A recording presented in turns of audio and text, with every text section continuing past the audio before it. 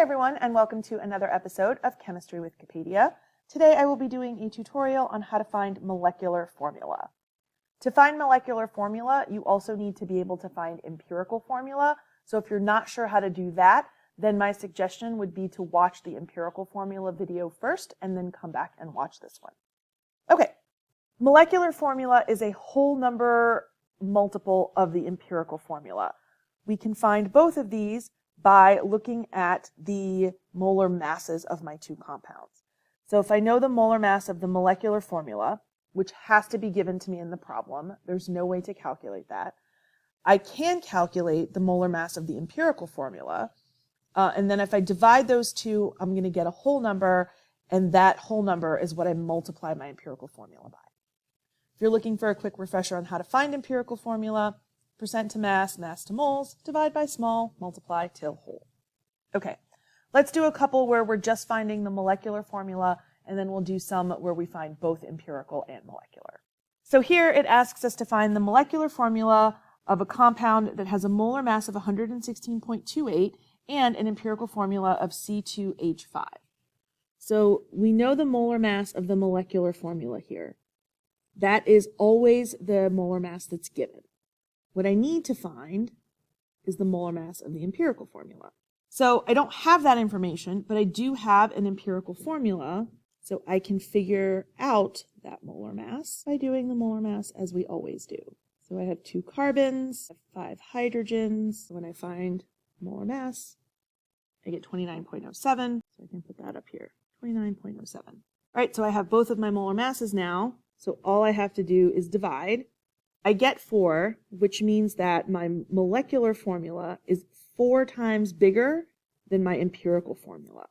So I'm going to distribute that 4. 2 times 4 gives me 8 carbons. 5 times 4 gives me 20 hydrogens. Hooray and huzzah. Let's do another. Here, we're given that the molecular molar mass is 129.15. So again, I have to find the empirical formula's molar mass. That's easy enough to do. I have 2 carbons, 3 hydrogens, I have 1 oxygen. So when I add all of that together, I get 43.05. So I just divide, and I get 3. So C2H3O2 times 3 will give me my molecular formula. 2 times 3 is 6, 3 times 3 is 9, 1 times 3 is 3. So my molecular formula is C6H9O3. All right, let's do another one of these. A compound's empirical formula is C3H7S, and the molar mass is 300.68. What's the molecular formula? All right, the molecular formula molar mass is 300.68. So I have to find the empirical formula mass. 3 carbons, I have 7 H's, and I have 1 sulfur. So this is 75.16 grams. So 75.16 up here, and I divide. Right here, I get 4. So the molecular formula is 4 times as large as the empirical formula. So 3 times 4 is 12 carbon, 7 times 4 is 28 hydrogen, and 1 times 4 is 4 sulfur. So now we have an understanding of how to find molecular formula. We can add this to what we know about how to find empirical formula.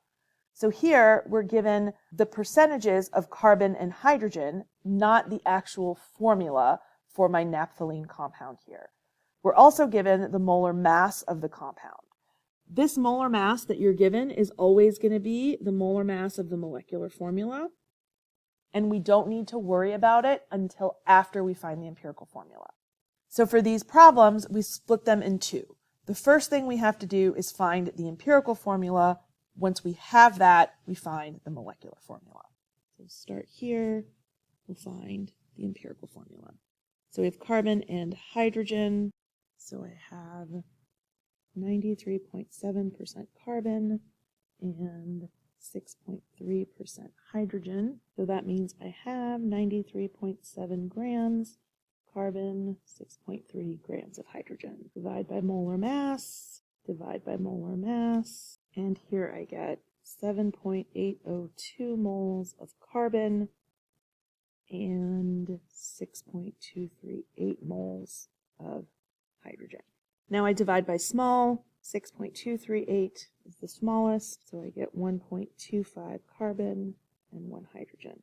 0.25 is 1/4, so I multiply by 4, and I get 5 carbon, 4 hydrogen. So my empirical formula is C5H4.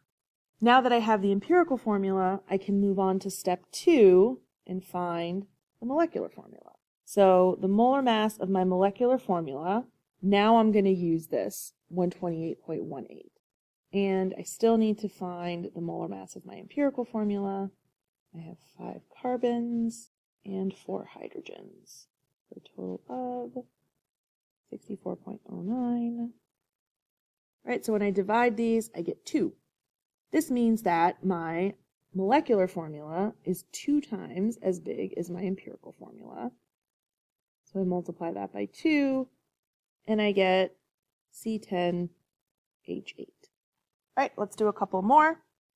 Here I'm asked to find the molecular formula of a compound. Again, I'm not given the empirical formula, I'm just given the percentages.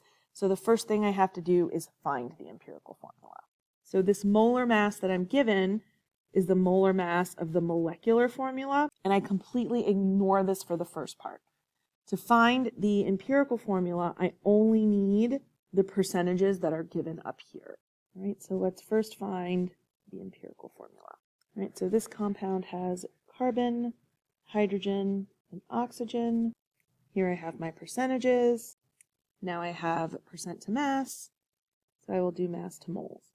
Carbon is 12.01 grams, hydrogen is 1.01 grams, and oxygen is 16 grams.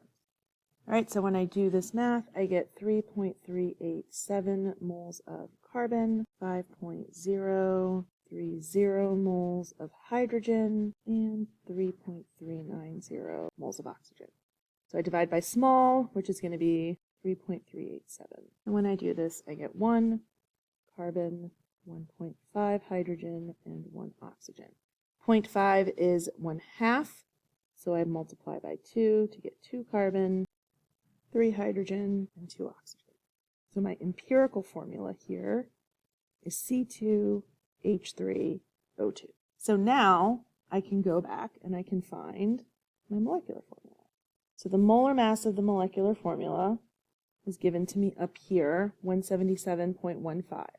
And then I need to find molar mass of my empirical formula, C2H3O2. So I'm going to do that right quick, and I get 59.05.